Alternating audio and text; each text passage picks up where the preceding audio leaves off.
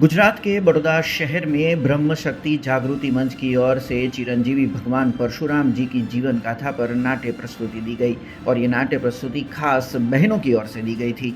आपको बता दें कि भगवान विष्णु के 6वें अवतार और ब्राह्मणों के आराध्य देव चिरंजीवी भगवान परशुराम की जीवन गाथा पर एक विशेष नाट्य प्रस्तुति दी गई थी।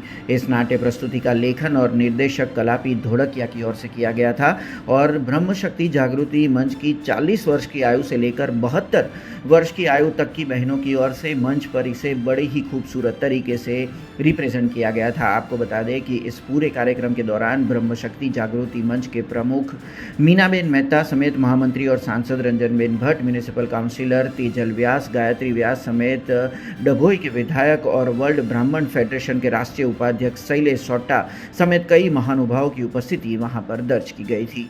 ब्रह्म शक्ति जागृति मंचना आंगणे आज अमरा आराध्य देव ब्राह्मणों आराध्य देव एवं भगवान परशुरामजीना जन्मनी कथा अने एमनु जीवन वृत्तांत ने अभिनयना रूपे अहींया बहनों भजवी रही है।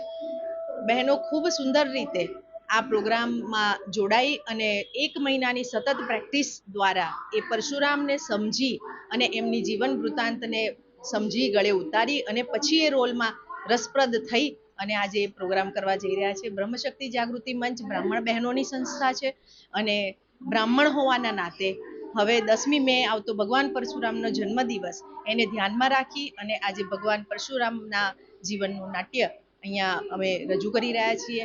આના લેખક અને એના ડિરેક્ટર ડૉક્ટર ધોળકિયા સર છે, કલાપી ધોળકિયા સર। આજે અમને આશીર્વાદ આપવા માટે પરમ પૂજ્ય હર્ષદ બાપા, ગાયત્રી ઉપાસક, ડભોઈના ધારાસભ્ય અને અમારા ब्रह्म समाजना प्रमुख एवं आदरणीय श्री शैलेषभाई सोटा, अमरा ज ब्रह्म शक्तिना अमरा साथीदार अने वडोदरा शहरना सांसद श्रीमती रंजनबेन भट्ट पण अहींया उपस्थित छे। ए बधाना ज आशीर्वाद अने शुभकामनाओं थकी अमारी बहनों खूब सुंदर रीते प्रस्तुति करी रही है।